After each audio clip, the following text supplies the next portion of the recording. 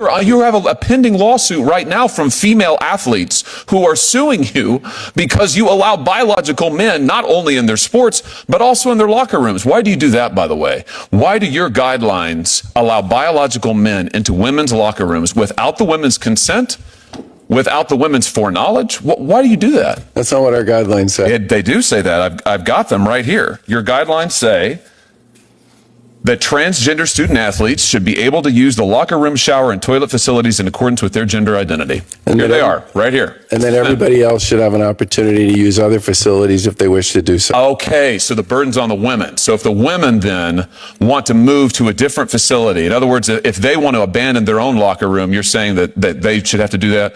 So in other words, it's their problem? No, we put a significant amount of emphasis on what the locals' plans are, and we make sure that everybody. What does that mean, the locals' plans? Whoever it is that's hosting the event. You have guidelines that instruct them what the best practices are, and your guidelines say that biological men can go in and use the women's locker rooms if they want to. What the women want has nothing to do with it. They're not mentioned in here at all, correct?